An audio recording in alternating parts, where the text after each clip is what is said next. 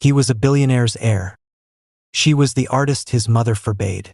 A cruel betrayal in the rain forces him to choose, and their love emerges stronger. Here we bring you touching and inspiring stories. If our stories touch your heart, please remember to like, subscribe, and hit the notification button. We'd love to hear your thoughts and know where you're watching from. We truly appreciate your amazing support. The Lego sun, a relentless, brilliant orb, baked the asphalt of the Lekki Ape Expressway. Inside the chilled, leather-scented cabin of a black Mercedes Maybach, Colabello scrolled through a financial report on his tablet, his brow furrowed. The numbers were good, excellent even, but they felt like lines of code on a screen, abstract and bloodless. At 28, he was the sole heir to the Bello conglomerate, a vast empire of shipping, real estate, and oil interests built from the ground up by his formidable father, Alha G. Bello. A first-class degree from Oxford and an MBA from Wharton were mere lines on his CV, expected prerequisites for a destiny that had been mapped out for him since birth. His phone buzzed, a custom-tone head assigned to his mother, Fumi. Her face, regal and perpetually composed, appeared on the screen. "Kola, where are you? The Daramola's cocktail party starts in an hour." Their daughter, Taupe, just returned from Geneva, very polished. "You'll drive her." It wasn't a question. It was a directive. Another piece moved on the chessboard of his social life. "I'm on my way, Mama," he replied, his voice a smooth, practiced neutral. "There's just a quick thing I need to attend first. An art show." He ended the call before she could dissect his itinerary. The quick thing was a small exhibition at a new gallery in Victoria Island, showcasing digital artists from across the continent. It was a departure from the old masters and established Nigerian painters his parents collected. A whim head allowed himself. His driver, Pius, navigated the traffic with a calm expertise, finally pulling up to a modest, modern building adorned with a vibrant banner. The gallery was a different world, cool, minimalist, and humming with a creative energy that felt immediate and raw. He moved through the space, nodding politely at a few familiar faces from the banking sector, feeling like a ghost in his own life. And then he saw it. It was a digital piece, a stunning mosaic of a Lagos market scene. But it wasn't photorealistic. It was composed of thousands of smaller elements, snippets of old newspaper headlines, fragments of popular Nigerian fabric patterns, the vibrant hues of Danfo buses and street food. It was chaotic and beautiful, a perfect, pulsing metaphor for the city itself. He was mesmerized.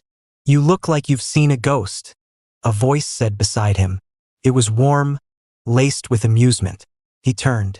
She stood there, not in a designer gown, but in a beautifully tailored Ankara dress, its geometric patterns bold and confident. Her hair was styled in intricate braids that cascaded over one shoulder. She held a tablet in one hand and a look of curious appraisal in her eyes. "I feel like I'm seeing Lagos for the first time," Kola admitted, surprising himself with his honesty. He usually offered polished compliments. "The energy.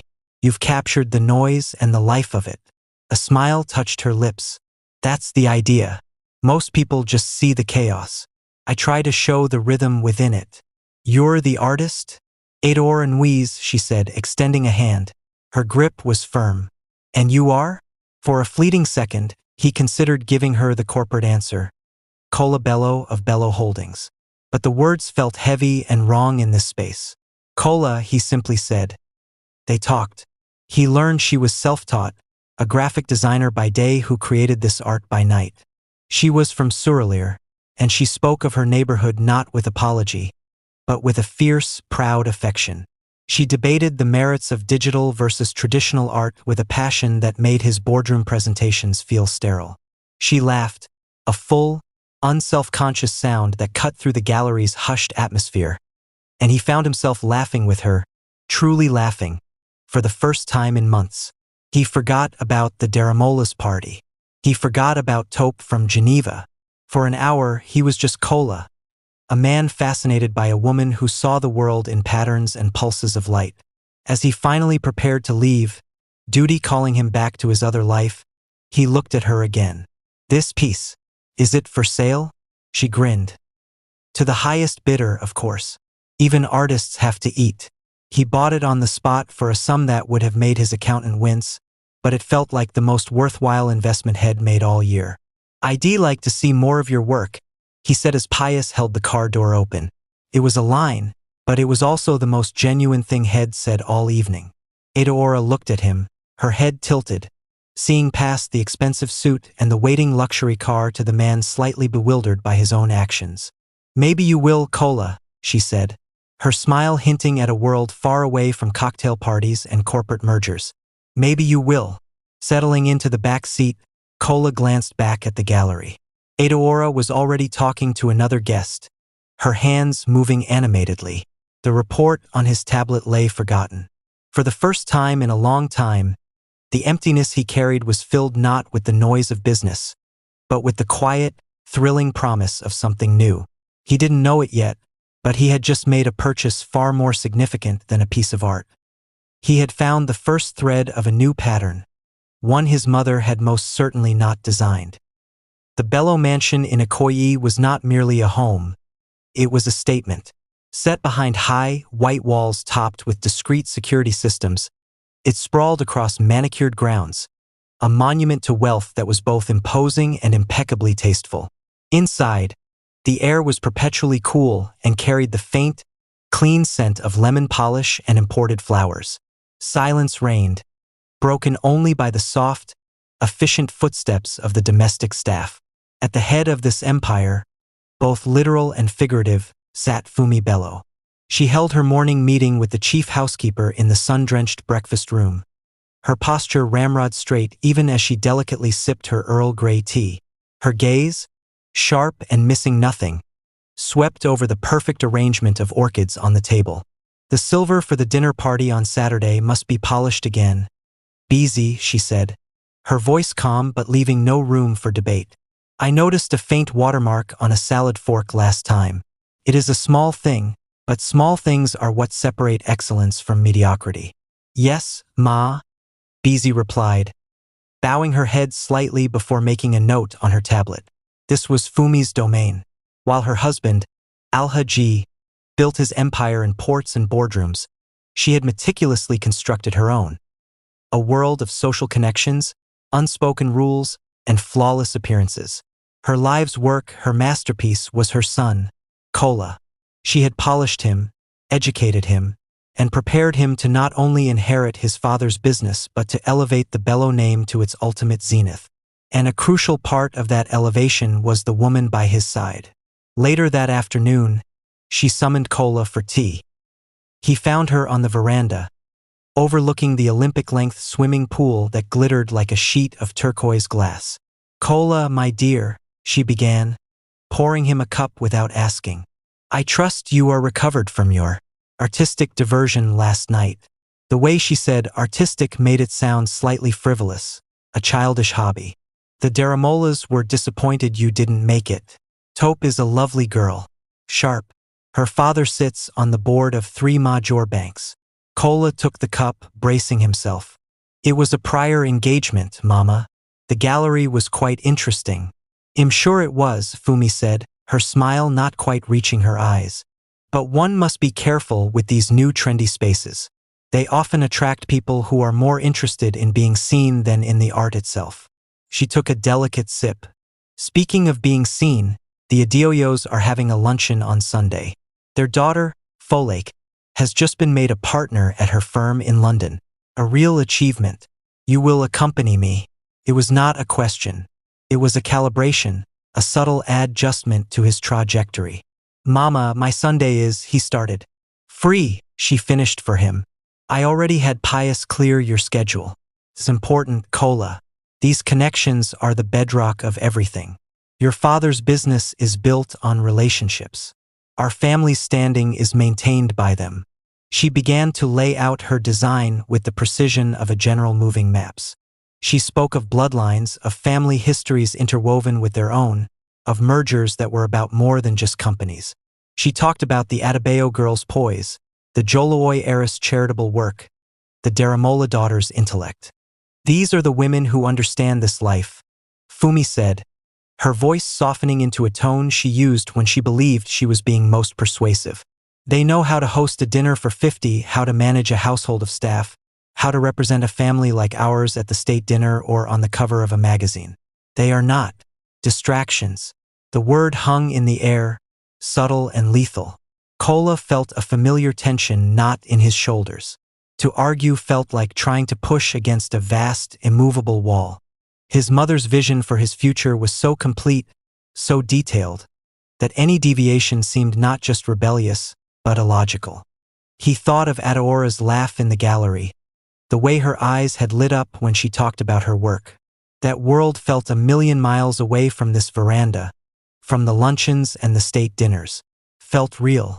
But looking at his mother's expectant, confident face, he simply nodded. The path of least resistance for now was silence. "Of course, Mama," he said, the words tasting like ash. "I'll accompany you." Fumi's smile was victorious and warm. "Excellent. I knew you would see reason. You are your father's son, after all. Now let's discuss what you should wear. First impressions are so important." As she detailed the sartorial expectations for the Adioyo luncheon, Kola nodded along, but his mind was elsewhere. He was thinking of a vibrant digital mosaic and the woman who created it, a splash of defiant color in the meticulously monochrome world his mother was designing for him. The wall was immovable, but for the first time he felt the faintest urge to try and push. The Lagos social scene was a small, glittering fishbowl, and Fumi Bello was its undisputed master aquarist. She noticed the ripples long before the wave hit. It started with a missed RSVP to a close friend's birthday gala.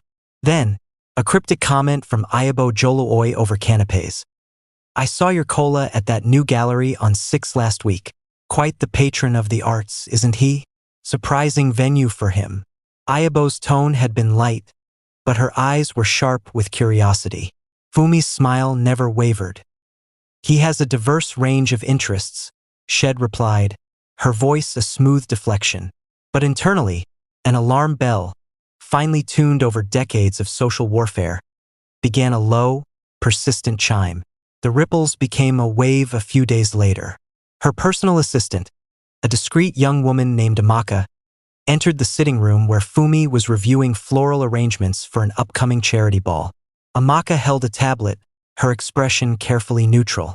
"Ma," Amaka began, her voice soft, "there's a post on Lagos Life. You might want to see it." Lagos Life was a popular society blog, a mix of fawning coverage of high-profile events and grainy, salacious paparazzi shots. Fumi took the tablet, her manicured fingers scrolling until she found it. The image was slightly blurred, taken from a distance with a long lens, but it was unmistakably Kola. He was sitting at a secluded table at the Blue Reef, a chic but notoriously difficult to get into waterfront restaurant. He wasn't alone. Across from him was a young woman, leaning forward, her face animated with laughter. She was pretty, in a vivid, unconventional way, with intricate braids and wearing a striking, modern-style dress made of what looked like high-quality Ankara. But Fumi's eyes weren't on her dress or her smile. They were fixed on Kola. He was leaning in too, his body language relaxed, his own smile easy and genuine. It was an expression Fumi rarely saw outside of the family home. He looked captivated. The caption read, "Spotted. Heir apparent Kola Bello looking very cozy with a mysterious beauty at the Blue Reef. Who is she? Move over, eligible ladies of Lagos. There might be a new player in town. Hashtag Lagos Life, hashtag Bello Heir." A cold stillness settled over Fumi. The charity ball plans were forgotten. This was no longer a ripple. It was a breach in the hull. "Find out who she is," Fumi said, her voice dangerously quiet. She handed the tablet back to Amaka. "Everything.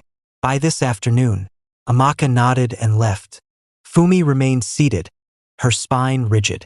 She stared out at the perfectly manicured garden, but she didn't see it. She saw a threat. This was not a polished daughter of the Adioyos or the Daramolas. This was an unknown variable, a disruption to her design. The dossier on Adeor Nwies was on Fumi's desk by 4 p.m. It was thorough. Amaka was very good at her job. Name, Adeor Nwies. Age, 26. Occupation, freelance graphic designer. Education, University of Lagos, first class, graphic design. Family, father, a retired school principal. Mother, a nurse. One younger brother, a medical student. No significant family wealth or business connections. Address, a respectable but decidedly middle-class apartment block in Surulere. Background, self-made, talented. Gaining a modest reputation in digital art circles. No known romantic entanglements with anyone of significant social standing. Fumi read it once, then again, each detail like a drop of ice water. A graphic designer. From Surulere. No lineage. No fortune. A freelancer. The words were anathema to everything she had worked for. This wasn't a potential partner for Kola. This was a passing fancy. An infatuation that could derail everything. It was vulgar. It was irresponsible. It was unacceptable. She summoned Kola that evening. She did not do it over the phone. She sent a text, "My study." Now, Kola found her standing by the floor-to-ceiling window, the dossier lying closed on her mahogany desk. The room was filled with the silent weight of Alhaji Bello's absent presence. Awards, photos with world leaders, symbols of the empire Kola was meant to lead. "Close the door," Fumi said, without turning around. He did. "Mama? Is everything all right?" She finally turned. Her face was a mask of composed displeasure. She picked up the tablet, pulled up the Lagos Life Post, and placed it on the desk facing him. "What is the meaning of this, Kola?" Kola's face tightened. He looked from the image to his mother's stony expression. He saw the dossier beside the tablet and his jaw clenched. "You had her investigated?" "I protect this family's interests," she stated, her voice low and precise. "And you are this family's primary interest. This distraction ends now." The word, the same one she had used before, now felt like a slap. "She is not a distraction," Kola said, his own voice hardening. "Her name is Adaora. She's brilliant and talented and from Surulere," Fumi cut in, her tone dripping with a condescension that could wither steel. "She is a commoner, Kola. Pretty one, I'll grant you, but she has no place in our world. She cannot navigate it. She would be a liability. She would be a subject of ridicule, and by extension, so would you. So would we all. She will tarnish the Bello name." "The Bello name isn't a prison sentence," Kola shot back, a defiance she had never seen in him flashing in his eyes. "It's my life, and I will decide who is in it." Fumi took a step closer, her eyes locking with his. "You are not just a man, Kola. You are a legacy. Every choice you make reflects on your father, on me, on generations of Bellos who built this girl. She is a choice born of rebellion, not reason." It ends. The silence that followed was thick and charged. It was the first true crack in the perfect facade of their mother-son relationship. He was no longer a boy accepting his mother's guidance. He was a man defending his own choice.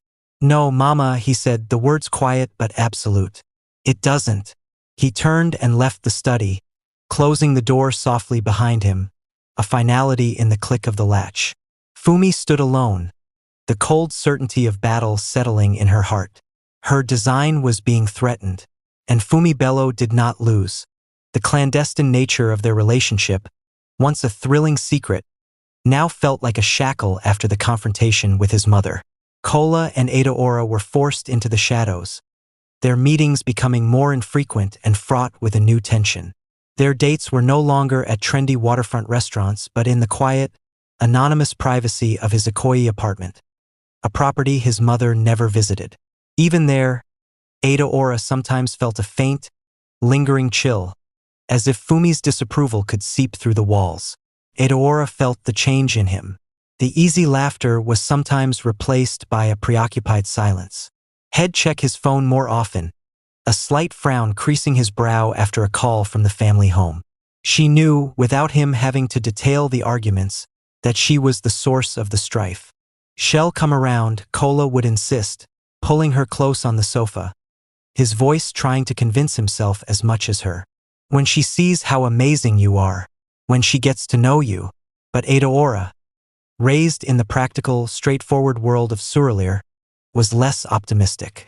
She had seen the look in Fumibello's eyes in that grainy blog photo, a look of cold assessment, not curiosity.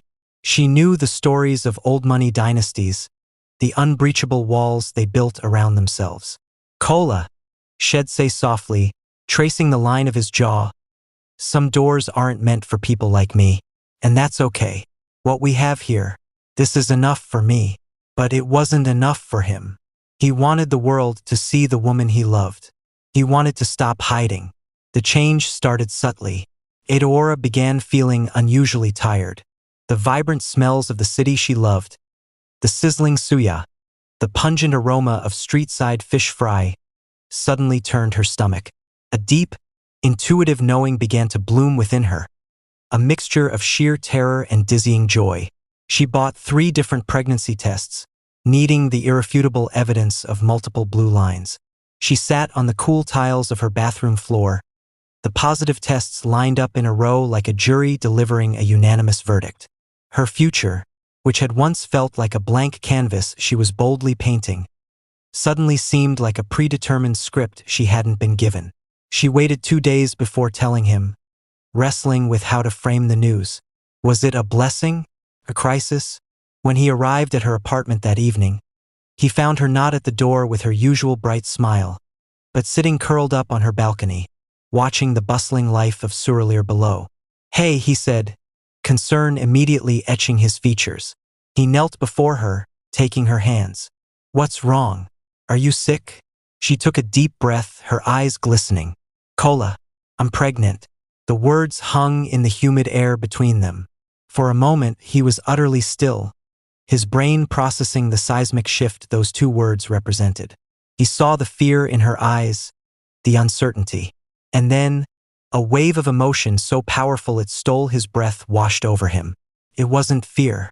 It was a fierce, primal possessiveness. A future, a real, tangible future with this woman, suddenly crystallized before him. A brilliant, triumphant smile broke across his face. He pulled her into his arms, holding her tightly. "Edoora, that's wonderful." She pulled back slightly, searching his face. "Is it? Kola, your mother, your family. This changes everything," he declared, his mind already racing, constructing a new, irrefutable argument. No blinding him to her very real terror. "I'll be there. I'll protect you. This is the way, Edoora. This is how we make her see." He was so confident, so sure of his solution. He saw it as a heroic rescue, bringing his princess into the castle. He didn't see that for Edoora. It felt like being delivered into the dragon's lair. Torn between her love for him and her own survival instinct, overwhelmed by the life changing within her, she finally relented. The hope in his eyes was a powerful thing. She wanted to believe him. She wanted to believe that a child's innocence could melt a heart of ice. "Okay," she whispered, the word feeling like a surrender. "Okay." As Kola began making calls, his voice full of purpose and optimism, Edoora looked out over Surrelir. She watched the familiar, chaotic, warm dance of her neighborhood, her home, and a cold premonition settled over her. She was leaving her world behind, walking into a gilded storm, and her only shield was the fragile hope of the man she loved. The move was executed with the brisk, impersonal efficiency that characterized all Bello operations. Kola's driver, Pius, and a discreet 2-man team from a high-end concierge service arrived at Edoora's Surrelir apartment. They packed her life into sealed, labeled boxes. Her art supplies, her books, the few pieces of vibrant Ankara fabric shed planned to turn into dresses, the small digital printer she used for her work. Watching them, Edoora felt a peculiar sense of dissociation, as if she were watching someone else's life being packed away. They didn't take everything. The team politely bypassed her slightly worn sofa, her collection of mismatched mugs, the framed photos of her university friends. These, they implied without words, had no place in the new world she was entering. Her old life was being edited, curated for its new setting. The journey to Ikoyi felt like crossing into a different country. The noisy, vibrant chaos of Surrelir faded into the wide, quiet, tree-lined streets of the elite enclave. The Bello mansion rose behind its high walls like a modern fortress. The heavy iron gates swung open silently, and the car crunched up the immaculate gravel driveway. Fumi Bello was waiting for them just inside the grand, double-height foyer. She was not alone. The chief housekeeper, Beezy, and a senior maid stood slightly behind her, a silent, attentive audience. Fumi was dressed in an elegant, flowing kaftan of cream-colored Swiss lace, her makeup flawless, her expression a masterpiece of neutral welcome. "Adeora, welcome," she said. Her voice was cool, the temperature of the marble floor beneath their feet. She did not offer a hug or a handshake. Her eyes performed a swift, head-to-toe assessment, taking in Adeora's simple but stylish dress, her suitcase, missing nothing. "Thank you for having me, Mrs. Bello," Adeora said, her own voice sounding small in the vast, echoing space. "The family is our highest priority," Fumi replied, a line that sounded rehearsed and corporate. "And the well-being of my grandchild is paramount. Beezy will show you to your room. I trust you'll find everything you need." There it was, the first demarcation. My grandchild, not your child. The priority was established before Adeora had even set down her bag. Beezy led her not to the family wing where Cola's suite was, but to the east wing, a section of the house reserved for distinguished guests and, apparently, pregnant inconveniences. The room was enormous and beautiful in a cold, impersonal way. A vast bed, expensive-looking abstract art on the walls, a sitting area, and a luxurious ensuite bathroom. It was a five-star hotel room. It was not a home. "Dinner is at 7:30 p.m. precisely, Madame," Beezy informed her, her tone professionally deferential but devoid of warmth. "The family dresses for dinner." The door clicked shut, leaving Adeora alone. She walked to the window, which offered a stunning view of the manicured gardens and the glistening pool. She felt a profound loneliness. She was living in a postcard, and she was the one thing in it that didn't belong. Dinner that night was a quiet, excruciating affair. They sat at a table long enough to seat 20, the three of them spaced far apart. The food was exquisite, served on delicate china. The only sounds were the soft clink of silverware and the occasional, polite question from Fumi. "I trust the room is comfortable, Adeora?" "Yes, thank you.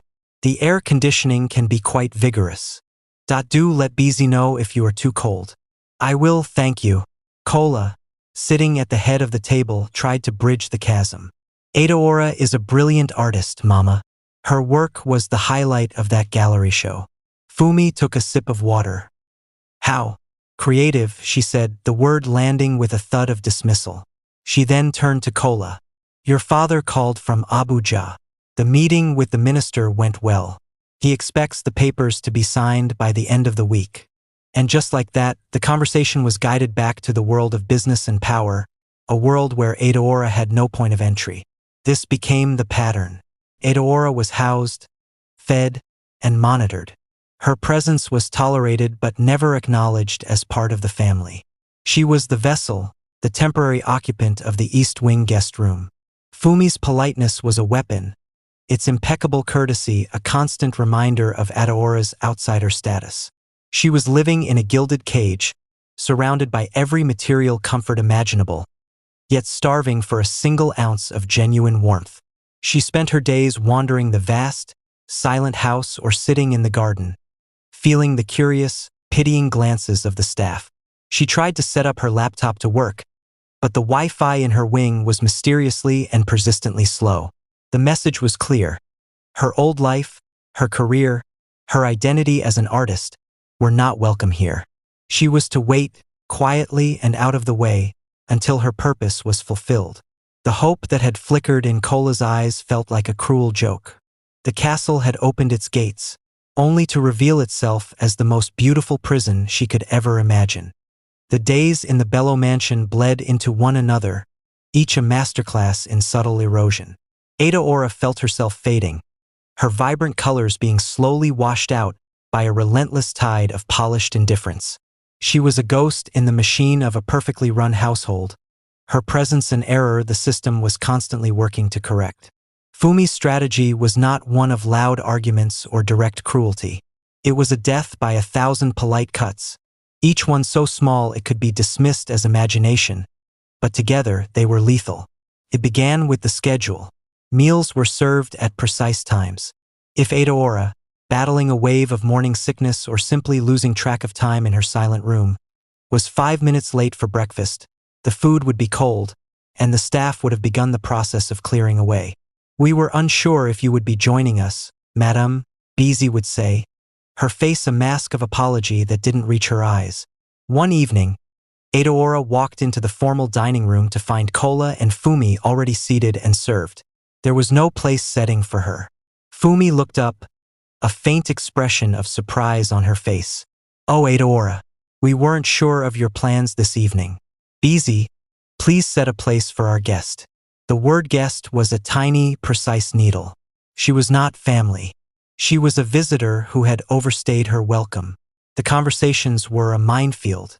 Adaora would muster her courage and try to engage. "The gardens are so beautiful, Mrs. Bello.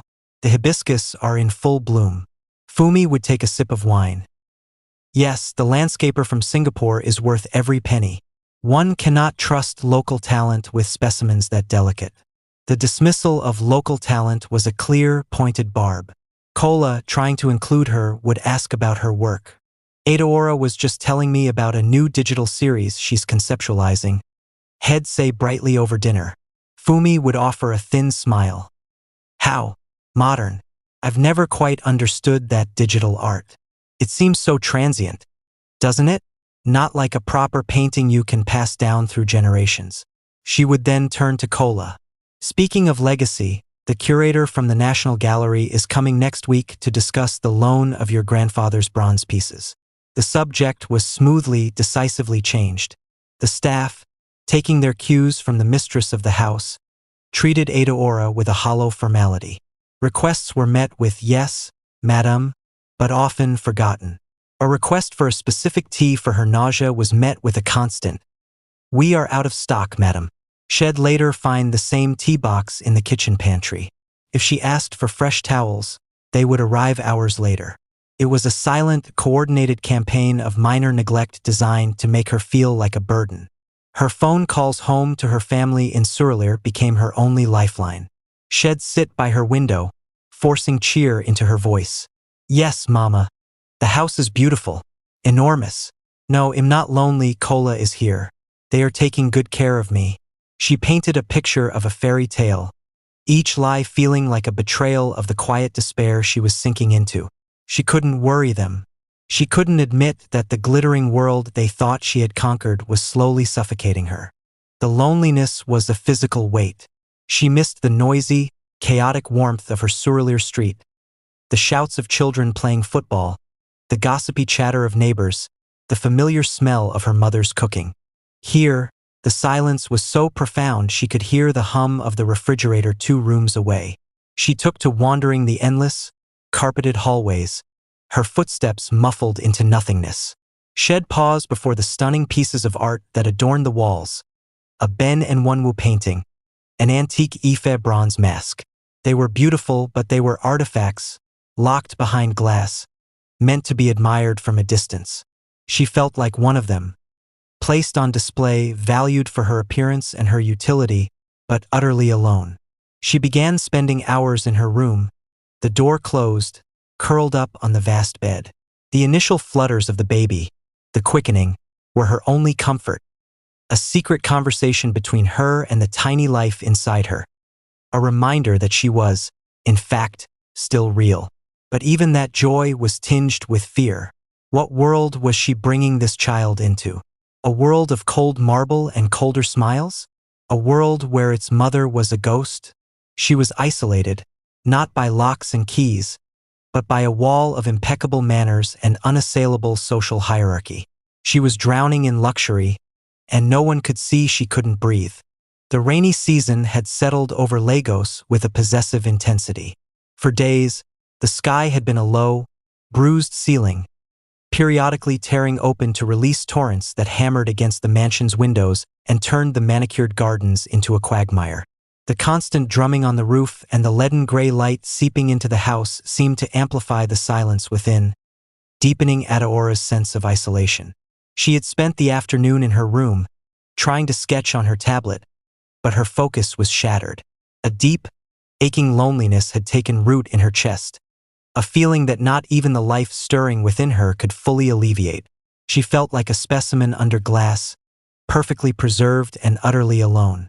A soft knock at the door broke the monotony. It was Beezy. "Madam," the housekeeper said, her hands clasped neatly in front of her. "The madam requests your presence in the sunroom." A flicker of something, anxiety, curiosity, ran through Adeora. A request from Fumi was unusual. She usually issued directives through Beezy or simply expected compliance. Adeora smoothed down her simple cotton dress, a loose-fitting thing shed worn for comfort, and followed Beezy through the silent, opulent halls. Fumi was not in the sunroom. She was standing by the large French doors that led to the veranda, watching the sheets of rain pour down. She turned as Adeora entered. She was dressed in an elegant silk wrap, as if she'd just come from a spa treatment. "Adeora," she said, her tone light, almost conversational. "This weather is so oppressive, isn't it? It makes the house feel so stagnant." Adeora nodded cautiously. "Yes, it's been very heavy." Fumi's gaze swept over her, lingering for a moment on the gentle swell of her stomach beneath the simple dress. "Stagnant air isn't good for anyone, especially not in your condition.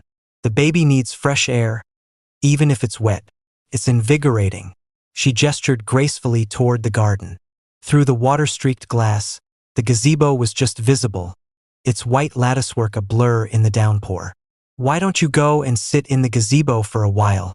Fumi suggested, her voice sweetly reasonable. "It will do you both a world of good. Clear the head." Adeora stared at her. The gazebo was at least 50 meters away across the sodden lawn. The rain wasn't letting up. It was a monsoon-like deluge. "Now?" Adeora asked, disbelief coloring her voice. "In this rain?" Fumi's smile was placid, but her eyes were chips of flint. "A little water never hurt anyone. It's just rain. Or are you and the child so delicate you can't handle a bit of weather? It's for the best. For the baby." The words were a masterful trap. To refuse was to admit weakness, to be a bad mother already, to reject a suggestion made for the well-being of the child. To agree was to submit to a blatantly cruel and absurd command. A lifetime of respecting her elders, of deferring to authority, warred with the screaming instinct of self-preservation. She looked at Fumi's implacable face and knew there was no winning. This was a test of dominance, and her role was to capitulate. A profound numbness settled over her. The fight, the hope, the last vestiges of the woman she had been, finally drained out of her. What was the point? Without a word, her shoulders slumping in defeat, Adeora turned and walked slowly to the main door. She didn't take a coat or an umbrella. She just opened the heavy door and stepped out into the torrential rain. The shock of the cold water was immediate, soaking through her dress in seconds. Her hair was plastered to her head and neck. She didn't run. She walked with a slow, trance-like steps across the waterlogged grass, her slippers sinking into the mud. She reached the gazebo and tried the latch. It was locked. Of course it was. She stood there for a moment, her hand on the cold, wet wood, the rain hammering down on her. And then, a terrible, weary resignation took hold. She wasn't surprised. She wasn't even angry anymore. She was just empty. Slowly, she sank onto the wrought iron bench beside the gazebo. It was cold and wet, but she barely felt it.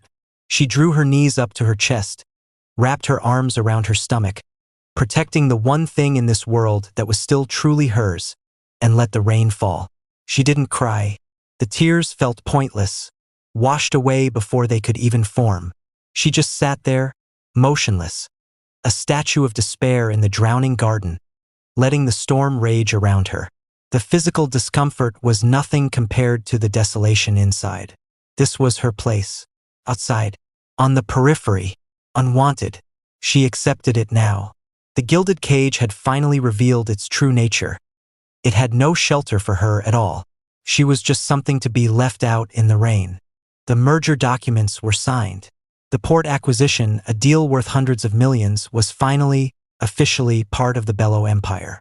Kola should have been elated. He should have been on the phone with his father, celebrating a hard-fought victory. Instead, as Pius navigated the Maybach through the flooded streets of Ikoyi, a strange restlessness gnawed at him. The triumph felt hollow, a cardboard prop in a play he was no longer sure he wanted to star in. The relentless rain mirrored his mood. It was a gray, weeping curtain that blurred the world, isolating the car in a cocoon of muted engine hum and the rhythmic swish of the wipers. Head texted Adaora an hour ago. Deal is done. Heading home. Can't wait to see you. There had been no reply. He told himself she was probably napping, that the weather made the phone lines slow. But the gnawing feeling intensified. The massive iron gates of the mansion swung open. The car's headlights cut through the gloomy twilight, sweeping across the drenched, empty driveway and then across the sodden expanse of the lawn. And then they illuminated her. For a second, his brain refused to process the image. It was so utterly out of place in the meticulously ordered world of the Bello estate that it seemed like a hallucination. The figure, hunched on the wrought iron bench, soaked, motionless. One of the gardeners? His mind scrambled. No, the dress. Recognition hit him like a physical blow to the chest. It was Adaora. Stop the car. The command ripped from his throat, raw and desperate, before Pius had even fully halted. Kola fumbled for the door handle, his usually steady hands clumsy with shock. He spilled out into the downpour, the cold water instantly drenching his tailored Zegna suit, plastering his hair to his scalp. He didn't feel it. Adaora. He sprinted across the lawn, his expensive leather shoes sinking into the mud, splashing water up his trousers. He fell to his knees in the sopping grass before her, the impact jarring his bones. He reached for her, his hands grasping her icy, wet arms. My God, Adaora, what are you doing out here? She slowly lifted her head. The look in her eyes, not of anger, not of tears, but of a hollow, utter emptiness, stopped his heart. It was the look of someone who had given up completely. She was shivering, but it seemed like an automatic response of her body, something her spirit was no longer connected to. Her voice, when it came, was a thin, broken whisper, barely audible over the drumming rain. She said the baby and I, we needed some fresh air. A faint, tragic ghost of a smile touched her lips. She said the house felt too crowded. In that single, devastating sentence, Kola saw everything. He saw the months of subtle slights Head dismissed as his imagination. He saw the cold politeness Head mistaken for acceptance. He saw the isolation in her eyes during silent dinners. He saw his own blindness, his own pathetic hope that his presence alone was enough of a shield. He saw his mother's calculated, cruel move, using the pretext of the baby's health to exile her, to break her. The magnitude of his failure crashed down on him. He had brought her here, to this beautiful hell, promising protection and belonging. He had been so proud of his solution, so sure his love and his heir would be enough to storm the gates. He had left her utterly alone and defenseless in the viper's nest. A sob tore from him, raw and ugly, mingling with the rain on his face. He wasn't a billionaire's heir here on his knees in the mud. He was just a man who had failed the woman he loved beyond all measure. He clung to her hands, pressing his forehead against her cold knees, his shoulders shaking. Forgive me, Ada, he pleaded, his voice cracking with a pain he had never known. Please, forgive me. I have been blind. A fool. I swore to protect you and I left you alone in a lion's den. I brought you here. I did this. This is my fault. All of it. He didn't care about the cost of his suit. He didn't care if the entire household staff was watching from the windows. He didn't care about his father's empire or his mother's approval. The only thing that mattered in the entire world was the shattered woman in front of him, and the devastating knowledge that he was the one who had handed her the pieces. He knelt there in the mud, under the relentless rain, weeping and begging for a forgiveness he wasn't sure he deserved. his entire worldview shattering and washing away with the storm. The sound of the rain was a roar in his ears, but it was nothing compared to the thunderous pounding of his own heart. Cola's tears, hot and shame-filled, mixed with the cold downpour on his face. He stayed on his knees for a long moment, his forehead pressed against Adeora's soaked knees, the reality of his failure a physical weight on his shoulders. Then, a new sensation cut through the despair, a fierce, protective rage. It was cold and clear, a blade sharpened on the whetstone of his own guilt. He had failed her by being blind. He would not fail her by being weak. Gently, he raised his head. His eyes, now dry of tears but blazing with a new intensity, met hers. "Come on," he said, his voice low and steady, a complete contrast to his previous begging. It was a command, but one of unwavering support. "Let's get you inside." He helped her to her feet, his arm a solid, unyielding brace around her trembling body. She leaned into him, her strength utterly spent, her will broken. He half-carried her across the waterlogged lawn, their progress slow against the slick grass and the punishing rain. As they reached the grand portico, the massive front door swung open. Fumi Bello stood framed in the doorway, a look of stark, frozen disapproval on her face. She was dry, perfectly coiffed, and wrapped in a silk robe. The contrast between her and the two drenched, mud-spattered figures could not have been more dramatic. "Cola!" she exclaimed, her voice a sharp whip-crack of authority. "What is the meaning of this? This dramatics? Have you lost your mind? Get in here before you both catch your death." Cola didn't break his stride. He guided Adeora past his mother and into the vast, marbled foyer, where they stood dripping onto the priceless Persian rug. He turned to face Fumi, his body positioned slightly in front of Adeora's, shielding her. "Death?" Cola's voice was quiet, but it vibrated with a cold fury that made Fumi take an involuntary step back. He had never used that tone with her, ever. "You sent my pregnant wife, the mother of your grandchild, to sit in a monsoon. You speak to me of death?" Fumi's composure flickered for a nanosecond before resetting into a mask of righteous indignation. "Do not be melodramatic. I suggested she get some air, for the baby's sake. If she chose to misinterpret my advice and sit directly in the rain like a simpleton, that is hardly my—" "Enough!" The word was not shouted. It was delivered with such finality, such utter contempt, that it silenced her completely. The mask shattered, revealing a flash of genuine shock in Fumi's eyes. Cola took a step closer to her, his height suddenly seeming to dominate the space. "You will never speak to her again. You will never look at her. You will never come near her. Do you understand me?" He didn't wait for an answer. He turned his back on his mother, a gesture of dismissal so profound it was more powerful than any argument. He focused entirely on Adeora. "Let's go," he murmured to her, his voice softening only for her. He led her up the grand staircase, leaving a trail of muddy water and a stunned silence in their wake. Fumi remained rooted to the spot in the foyer, her hand pressed to her chest, the reality of her son's transformation dawning on her with terrifying clarity. In Adeora's room, Cola moved with a focused, furious energy. He grabbed her largest suitcase from the closet and began to pack. He didn't fold things neatly. He swept her clothes from the drawers, gathered her toiletries from the bathroom, located her tablet and charger. He was reclaiming every piece of her from this place. What are you doing?" Adeora stammered, her teeth chattering from cold and shock. "Getting you out of here," he said, not pausing his task. "We're leaving. Now. Forever." He found a dry, warm tracksuit and helped her out of her soaked dress and into it, his actions efficient and gentle. He wrapped a thick blanket around her shoulders. Within 10 minutes, he had everything she owned packed.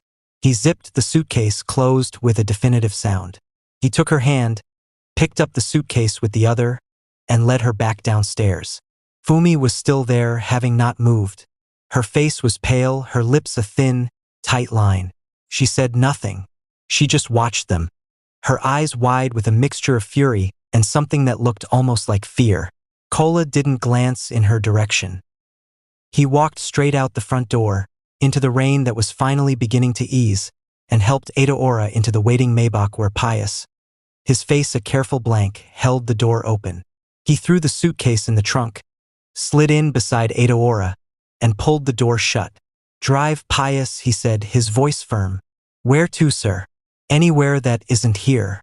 As the car pulled away, Kola didn't look back at the mansion. He pulled Adeora close, holding her tightly as much to stop his own trembling as to warm hers. He had just burned the bridge to his old life, and the only thing that mattered was the woman shivering in his arms. Pius drove through the rain-lashed streets, the silence in the car thick and heavy. Kola held Adeora close, his hand rubbing slow, soothing circles on her back, feeling the violent shivers that still racked her frame. He gave Pius an address on Victoria Island, not the trendy, exposed glass apartment he sometimes used for entertaining, but a different one, in a quieter, more secure building he owned as part of the Bello real estate portfolio. It was his, truly his, and had never been touched by his family's influence. The penthouse elevator opened directly into the living area. The first thing that struck Adeora was the light. Even on this gloomy evening, the floor-to-ceiling windows offered a breathtaking, panoramic view of the Atlantic Ocean, its surface churned and gray under the stormy sky. The space was vast and modern, but unlike the cold, curated opulence of the Ikoyi mansion, it felt empty. A blank canvas. The furniture was minimal and neutral, the walls bare. It was a space waiting for a life to be lived in it. Kola guided her inside, his voice a soft murmur. "It's ours. No one else has a key. No one knows we're here." He led her directly to the master bathroom, a sprawling space of travertine stone and sleek fixtures. He started the water in the large walk-in shower, letting steam begin to fog the glass. "Get warm. They'll find you some clothes." While she showered, washing away the chill and the memory of the rain, Kola moved through the penthouse with a new purpose. He rummaged through the closets, finding soft, and used sweatpants and a hoodie for her. He made a mental list: food, a doctor, everything she would need. His phone buzzed incessantly, calls from his mother, then his father, then his mother again. He silenced it and placed it face down on the kitchen counter. Later, wrapped in the oversized hoodie, her hair turbaned in a towel, Adeora sat on the enormous sofa, looking small and lost. Kola brought her a mug of sweet tea head made, his movements careful, almost reverent. "I've called Dr. Adeyemi," he said, sitting beside her.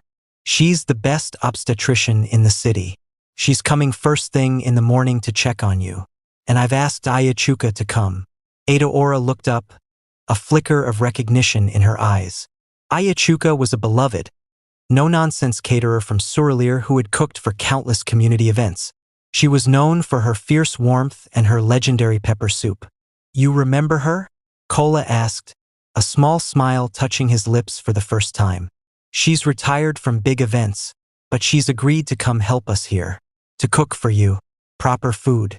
The food you know." Tears welled in Adeora's eyes then. Not of sadness, but of overwhelming relief. It was the first thing he had done that felt truly for her, not just for the situation. He wasn't just moving her to a new cage. He was trying to bring pieces of her home to her. The next day, the penthouse began to transform. Dr. Adeyemi came, a calm, efficient woman who pronounced both mother and baby perfectly healthy, but stressed the importance of reducing stress. Kola listened intently, taking notes on his phone. Ayachuka arrived with a cacophony of laughter and the smell of fresh herbs. She took one look at Adeora, clucked her tongue, and declared, "These rich people and their stress. We will feed it away. We will feed it away." She immediately commandeered the kitchen, filling the sterile space with the sizzle of onions, the pungent scent of IRU, and the comforting aroma of simmering stews. Kola's transformation was the most profound. The merger documents were forgotten on his tablet. He cleared his schedule indefinitely, delegating everything to his second-in-command. He became Adeora's primary caretaker. He learned from Ayachuka how to make Adeora's favorite ofensala soup, patiently stirring the pot. He massaged her swollen feet at night. He sat with her on the balcony, watching the ocean, and just listened. He asked about her work, her dreams, her fears. He didn't just hear, he listened. He was rebuilding her, not with money or empty promises, but with presence, with humility, with the quiet, consistent proof that she was his priority. The cold, ambitious heir was being remade into a partner, a protector, a soon-to-be father. In this sun-drenched sanctuary, away from the poisonous atmosphere of his mother's house, their love began to do more than just heal. It grew. It deepened into something more solid and resilient than it had ever been before. They were no longer a billionaire's son and a girl from Surilir. They were Kola and Adaora, building a fortress of their own, and its foundation was the apology he had wept into the rain-soaked earth. The penthouse, once a sterile showpiece, had become a warm, lived-in home. The scent of Ayachuka's cooking, a fragrant blend of nutty ogbono, sharp ginger, and simmering meats, had permanently replaced the smell of lemon polish and silence. Sketches and fabric swatches from Adaora's design projects now shared space with financial reports on the large dining table. The vast windows, which had once framed a distant, impersonal ocean, now framed their new life. Adaora bloomed.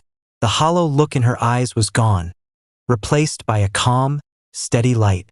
The constant tension in her shoulders had melted away under Kola's attentive care and Ayachuka's mothering. She was eating well, sleeping deeply, and her creative energy, stifled for so long, had returned in a rush. She set up a bright, sunny corner of the living room as her studio, her tablet and printer humming with activity. Kola, too, was a man transformed. He worked from home, his video calls with the office conducted from his study, the door always slightly ajar so he could hear her. He was no longer the absent, preoccupied heir. He was present for every moment, his love expressed not in grand, expensive gestures, but in the mundane and beautiful details of daily life. He was the one who remembered her prenatal vitamin, who excitedly tracked the baby's size on a phone app. He's the size of a mango this week. Ada, who talked to her growing belly every night. The storm of their past felt like a distant nightmare, washed clean by the gentle, consistent rhythm they had built together. The new dawn arrived on a quiet Tuesday morning. The first rays of the Lagos sun were painting the ocean horizon in streaks of gold and pink when Adaora's contractions began. They were mild at first, a curious tightening that quickly became an undeniable rhythmic wave. There was no panic. Kola's hand was steady as he called Dr. Adeyemi and helped Adaora to the car, Ayachuka following behind with a bag packed weeks in advance, muttering prayers and assurances in equal measure. The private maternity wing was calm and serene. Kola never left her side. He held her hand through each surge, his voice a constant, reassuring murmur in her ear, wiping her brow with a cool cloth. He was her anchor in the storm of sensation, his focus entirely on her, his own fears and anxieties buried under a mountain of unwavering support.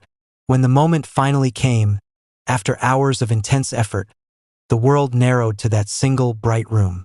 With one final mighty push, their son entered the world, letting out a strong, indignant cry that was the most beautiful sound either of them had ever heard.